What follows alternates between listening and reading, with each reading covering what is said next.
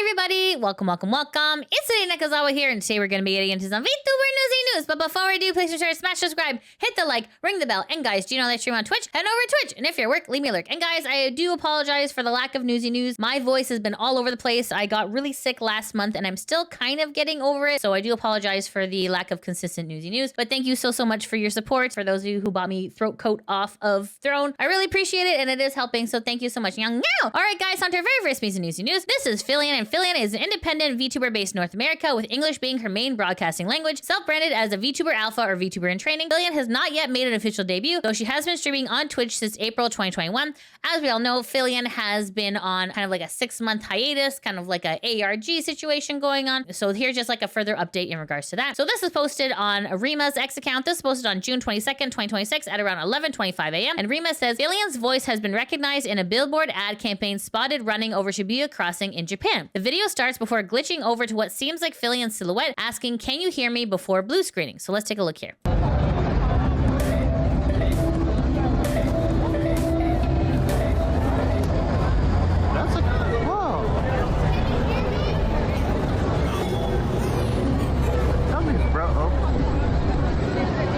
So you can hear Filian's voice, and it kind of looks like a pop can with a tail. So this is posted on X by Auntie, and Auntie says she could just announce what she's debuting. This ARG stuff has been going on for long enough. Rock Solid says on X, not gonna lie, she is dragging the ARG stuff a bit now. Hopefully it's for a good reason. So this is posted on the Kurosanji subreddit. This is posted by Griffith is Innocent, saying billboard ad in Shibuya with Filian voice apparently. And then this links back to the tweet there. So let's see what some people on Reddit are saying. Tall Department says, meh, I already lost interest. This ARG is one of the worst marketing in a while. Discordian says, reminds me of when Kazuna Ai was announcing her return and the stream they had set up. The hype was pretty big when it started and people were looking forward to seeing what would happen. But then 1 week passed without much new stuff or even hinting at a proper return date. Then 2 weeks, 3 weeks, and it was still just the stream. At this point, people were already losing interest and hype was dying down. Then all the hype died when her manager tweeted that her actual return is still a few months away. Personally, I don't think there's a problem with doing an ARG like Filian or a stream like I did, but there is a point when it simply takes too much time to either get solved or any actual news happens. Then the hype dies down way too much for people to keep being interested. At the moment, in my opinion, Filian has reached that point and people have lost interest in her ARG. Not much else we can do but wait and see what she has planned. Hopefully it won't be much longer. Okay, so then this is posted by the Filian historian on X, and it says officially Filian will debut as a can of soda. So you can see here, this is what was in the ad there. So this is posted by Donnie Darko saying, did Filian overestimate her influence in the VTubing world? And then this is posted by The Wall. And as we all know, if you go to filianislost.com, there is a wall that you can currently draw on right now. This is the handle for The Wall. And it says here, this could be one of the most expensive mistakes we ever made. Hashtag phase 2. So let's take a look at this. Whatever you draw goes on this billboard.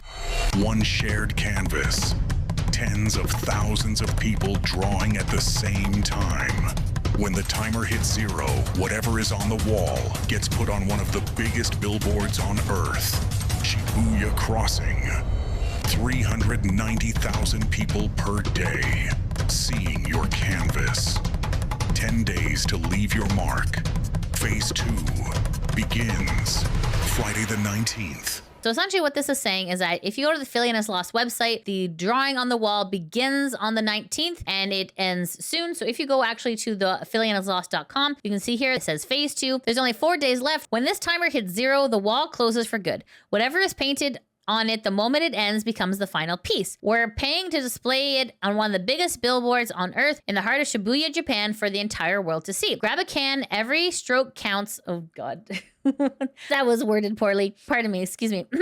Sorry, grab a can, every stroke counts. What's on the wall when the clock runs out is what Shibuya and then the rest of the world will see. So you can see here, like there's already like a lot of stuff there. Surprisingly, no phallic images, which is shocking, but I'm sure there's still time. All right, so this is posted by Proctor, and Proctor says here on their X account on June 23rd, 2026 at around 11:23 a.m. Am I the only one who just completely sick and tired of hearing about Filian's stupid and pointless ARG? The entire thing has been gratingly irritating to me since it began, but now I'm starting to genuinely despise any mention of her on my timeline. I didn't used to dislike Filian. She was one of the only content creators who dared to platform people like Kirsch. I wasn't a regular viewer, but she has genuine chemistry with many collaborators, and I can at least understand her appeal. But now I sincerely dislike her for this inane, months-long marketing stunt. I wouldn't care so much, except I know her abrupt and inexplicable disappearance concerned and worried many people who were suddenly locked out of the loop, some of whom were anticipating future participation in the event she was planning. Some others were also concerned they spent large amounts of time trying to figure out if something terrible had happened to her, like a fatal accident or a disaster. If she actually does come back, I don't plan on making any commentary on it. She can do whatever she wants with her brand, and I'm not going to become a hater or anything cringe like that, but I'm sick of this whole situation. I will go so far as to say she has taken advantage of her audience and significantly betrayed their trust in ways that she is very, very lucky to have gotten away with so far. Personally, I think nothing she does after her return will fully make up for that, barring a genuine apology. So anyways, guys, what do you think of this new phase of the Filian ARG? Let me know in the comments. All right, guys, on to the next piece of Newsy news. Hey, are you enjoying the video so far? If so, make sure to come follow me on Twitch. I stream daily over there. Additionally, you can catch my gaming content on my YouTube channel, Lydia Vtuber Plays. All right, back to the video. This is a Hololive production. Hololive production is a virtual talent agency consisting of virtual YouTubers owned by Japanese tech entertainment company Cover Corp. And this is MekPark, and MekPark is a talent training project consisting of virtual YouTubers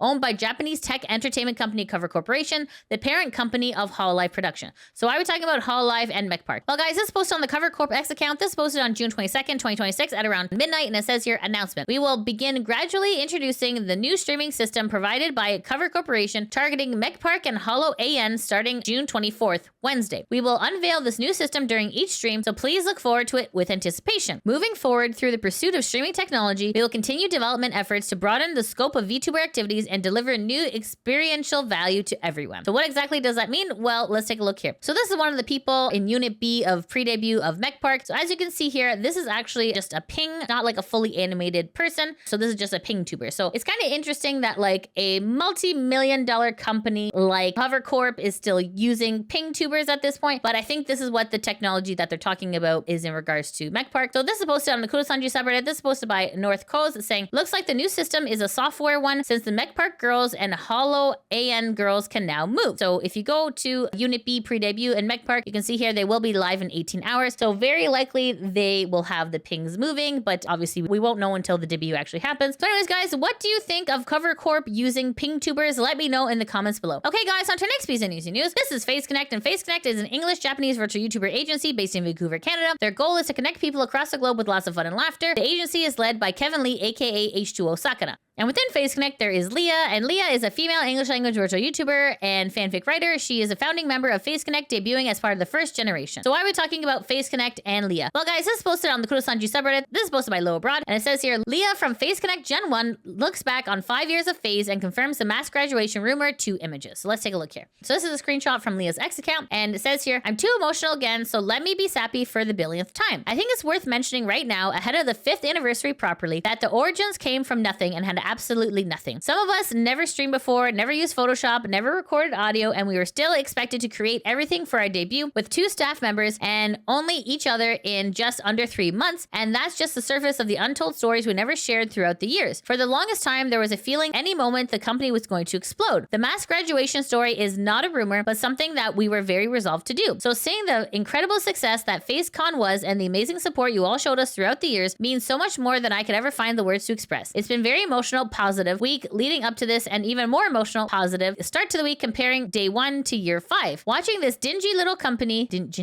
grow so big to where it today fills me with a lot of pride. Personally, I still got a really long way to go before I can fit into the leader role for all the girls here, but I hope that I showed you how dedicated I am to making both girls and your dreams come true. I hope that we can all be talents worthy of being your Oshi and continue to put our best foot forward. So it says here, Leah from Face Connect looks back on 5 years of Phase, going from 2 staff at the beginning with no experience to FaceCon. So let's see what some people on Reddit are saying. Focus says, rumor, the info of it happening came straight from Pippa's mouth. Is really a rumor when it's currently employed talent saying it. David says, Origins Gen 1 is low-key one of the biggest rags to riches I've seen from anything regarding VTubers. It is a miracle that Gen 1 has survived with every member to this day, but it's also miraculous to see how much Phase managed to grow. Pulley says, going from mass graduation threats to one of the most stable VTuber corpos out there despite all the setbacks takes resilience. Respect to the staff and the girls. The community also played a part with consistency, quality, clippers, and fan artists. Anyways, guys, what do you think of Leah's thoughts? Let me know in the comments below. Okay, guys, on to our next piece of news. This is EggieWeggie, and EggieWeggie is an independent VTuber who debuted in 2024. So why are we talking about EggieWeggie? Well, guys, EggieWeggie had made a website called the Creator Hub. So the EggieWeggie Creator Hub was a specialized online suite of productivity and analytic tools developed by EggieWeggieVT, an independent virtual YouTuber who debuted in 2024. The hub is designed to help digital creators, especially VTubers and video editors, optimize, analyze, and streamline their content. So this is what the website did look like. Unfortunately, it is down, and we will get into into the why in a little bit. This is just some screenshots here of the different sections of the website. So this is posted by Sky Blue, her confirming she used Claude and their stance on it. So you can see here, this is a screenshot. Esme says, this is cool. Looking forward to trying it. Was AI used at all in its production? I just want to be safe. Because as we all know, in the VTuber sphere, it's generally frowned upon to use AI. The genuine question that this person was asking. So Eggie says, I had to use Claude to figure out how VidQ worked and reverse engineer it to be free, as well as scrape tags from VidQ as it doesn't have a public API, not through Claude or GPT, and I cannot stand GPT at all, and help me with debugging as I'm not a professional developer.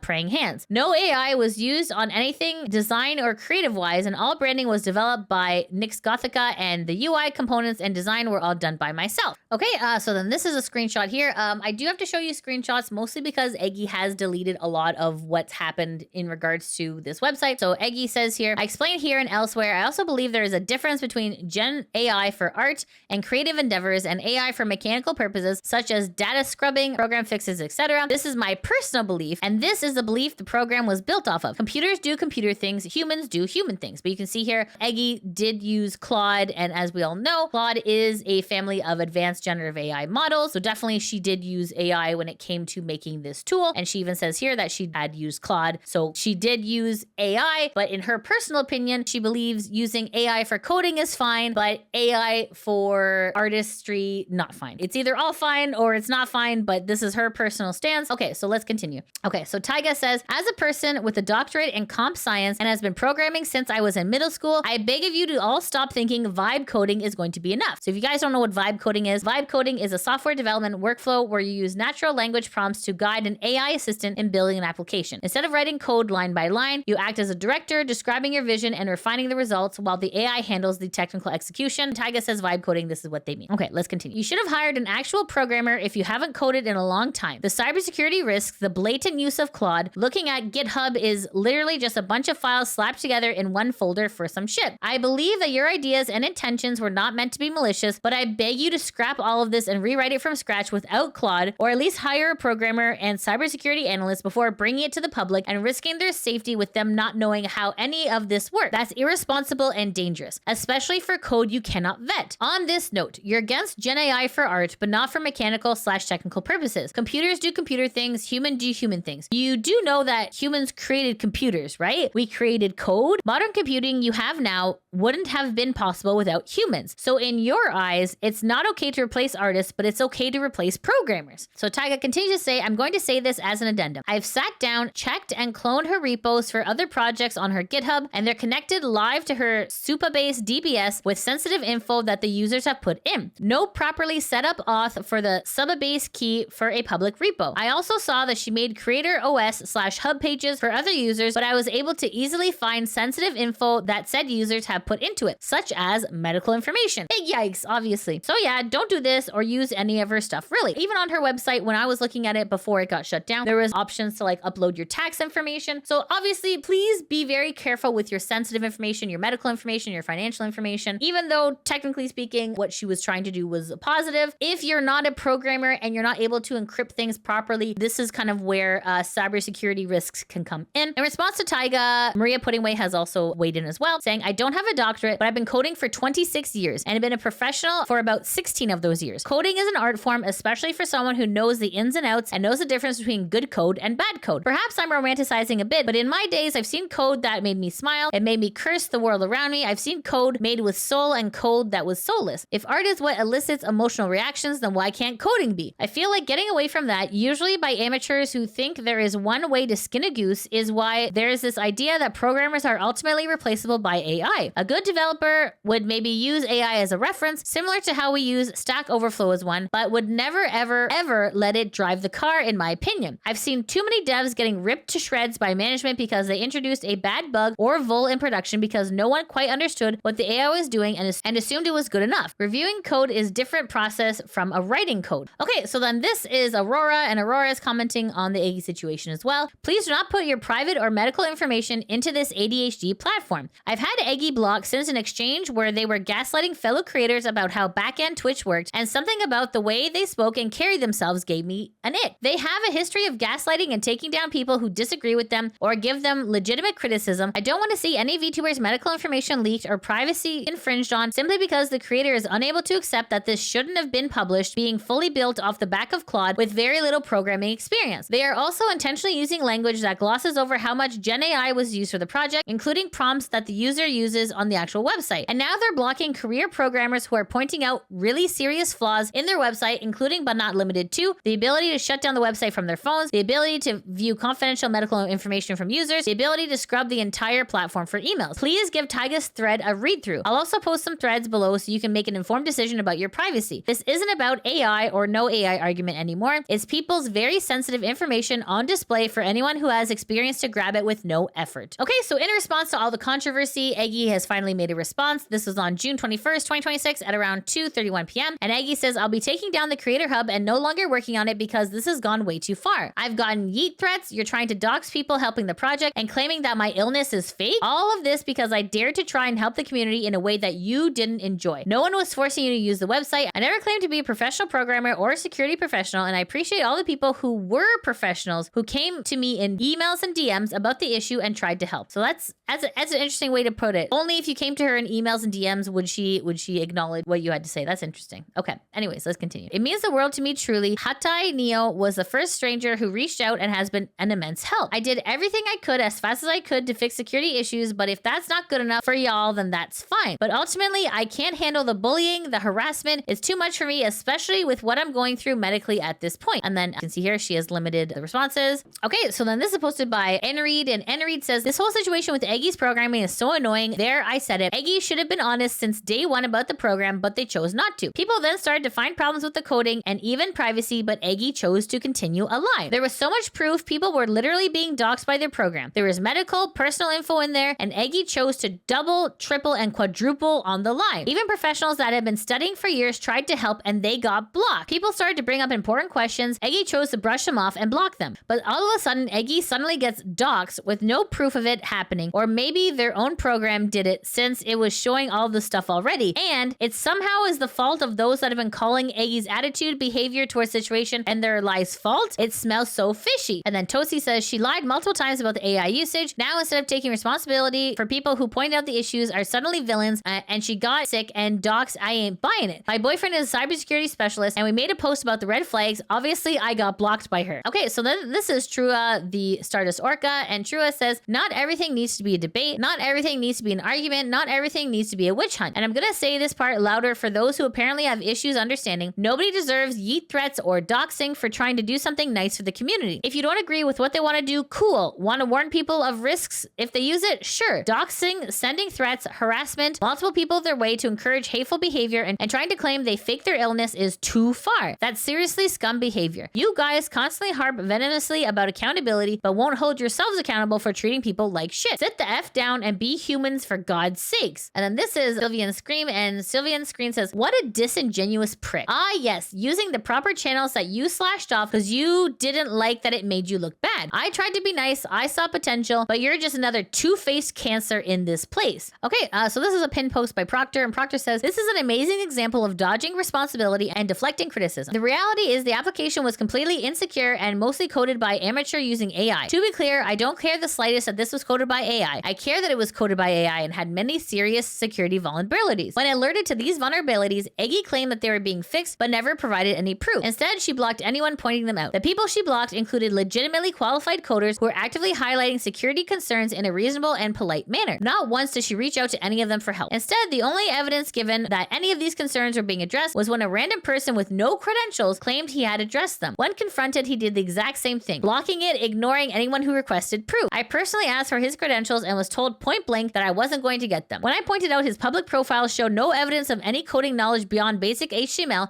and a few service-level guides clearly written by AI, I was also blocked. This project is a complete disaster from start to finish. It has legitimate potential. All Eggie needed to do was take it down temporarily when the concerns were first made and reach out to numerous qualified people offering support who would have helped secure it in a publicly verifiable manner. Rather than doing any of that, Eggie chose to go on a blocking spree while complaining that everyone was against her for no reason. This is not professional or responsible behavior when the stakes involved were so high. Creators of this app submitted potentially very compromising information to it, including info that could lead to them being doxxed. This app needed to be handled with the utmost professional care as a result, but it simply was not. All of this was easily avoidable. Instead of being rushed to release, Eggie should have publicly asked for testers and stressed the potential dangers involved heavily from the outset. She needed to be transparent and informative in all stages of production and answered concerns promptly. She should not have blocked anyone, and she should not be crying about harassment. This was entirely a result of her own personal choices. Again, my reaction to the claim of yeet threats is the same as always. Pics or didn't happen. Name and shame. Otherwise, it's nothing but a transparent attempt at pity baiting. We are past the point that these tactics work on anyone but the most gullible. Without evidence, this claim just makes her look worse. It's a shame because people clearly like the app and were interested in using it. Under better leadership, this could have been a major boon to the ADHD community. As someone who suffers with it myself, I'm delighted whenever people take the time to try and create something that helps with the numerous debilitating issues it causes in my life. But you cannot half-ass a project like this. ADHD people are inherently more vulnerable to doxing than normal people because they are forgetful and impulsive. They should never be tempted to use potentially compromised app that requires their personal information to operate. I hope this whole incident serves as a lesson in what not to do and can be used to create a roadmap for future developers. Transparency, integrity, culpability, and extreme vigilance are the requirements for a project like this. Yes, this is asking a lot, but disabled people deserve that much effort. They deserve better. I have extensive personal archives of this incident. All will be compiled both on my website and Twitter. I will be monitoring the situation to see if this occurs again. For the sake of people who might be at risk, the price of freedom is eternal vigilance. So anyways, guys, what do you think of Eggie and the Creator Hub? Do you think it's a good thing it was taken down? Do you think it's a bad thing? Let me know in the comments below. Okay, guys, and that's it. That's the end of the Vtuber Newsie news. Thanks so much for watching. If you like what you see, please be sure to like, subscribe, comment, all that good stuff. And guys, if you're not able to catch me on Twitch, that is no problem. I do have a YouTube channel called Lydia Vtuber VODs that backs up all of my gameplay, and I probably play through some of your favorites. All right, guys, thanks so much for watching. Hope you have a great day. Take care.